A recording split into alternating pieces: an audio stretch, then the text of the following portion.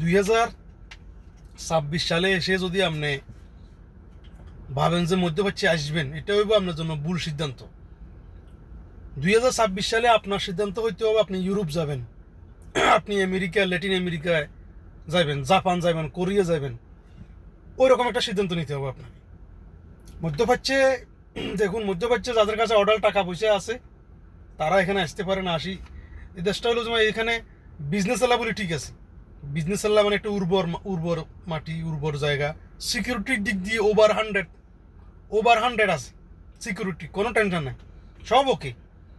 আর যারা ভালো skill develop আছে তারাও এখানে মোটামুটি ভালো একটা পজিশনে আছে। আমি বলতেছি যে তাদের উদ্দেশ্যে, মানে যারা জেনারেল ওয়ার্কার হিসেবে বিদেশে যাইতে চাইতেছে, আমি তাদের কথা বলতেছি। আবার এখানে একটা কথার অনেকগুলো অর্থ হয়, অনেকে ভুলভাবে আবার কমেন্ট করতে পারে। মানে যারা আমাদের মতো জেনারেল ওয়ার্কার আছি, মানে কোনো কাজ জানি না, বিদেশে চলে গেলাম এরকম আর কি, ওদের উদ্দেশ্যে বলতেছি। আপনি ইউরোপ, জাপান, তারপরে কোরিয়া, তারপরে এই আমেরিকা, ল্যাটিন আমেরিকা, আপনার ওইসব দেশে আপনি ট্রাই করেন। এটা হলো আপনার জন্য মানে ভালো একটা সিদ্ধান্ত হইব। কারণ কি জানেন?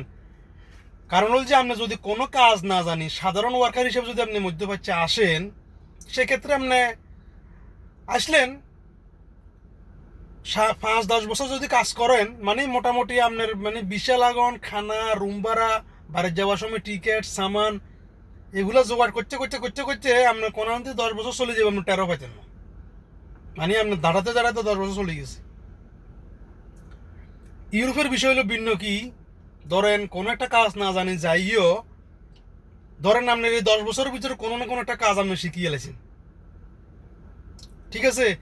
শিখার পরে 10 বছর পরে আপনার ওইখানে একটা লিগ্যালিটি মোটামুটি পাই গেছে, ঠিক আছে?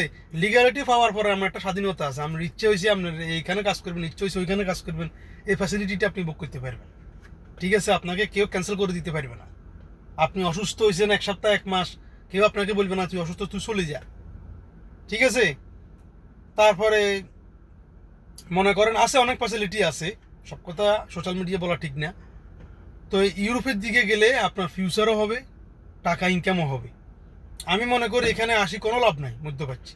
কারণ আপনি, হ্যাঁ ওই বললাম না, যাদের টাকা পয়সা যাদের আছে তারা ঠিক আছে, তারা ঠিক আছে। আর যাদের ভালো স্কিল ডেভেলপ আছে তারা আসতে পারেন, তারা আসি, এখানে ভালো একটা অপরচুনিটি আছে, ব্যবসা বাণিজ্য করি, মোটামুটি একটা অবস্থান তৈরি করতে পারবেন। দেশে এমনও মানুষ আছে টাকা রাখার জায়গা নাই, বাড়ি বললাম না একটা ভিডিওতে, বাড়ি যাওয়ার সময় 3-4 বিরকিস সামান নিয়ে যাওয়ার পরও আরও সামান রাখি যাইতে হয়।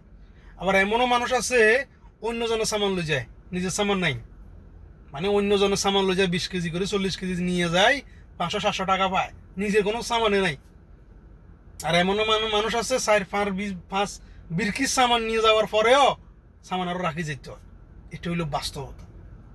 বিদেশে আসি গেছে মানে সফল হয়ে গেছে, ব্যাপারটা তা নয়, এটাই বাস্তব।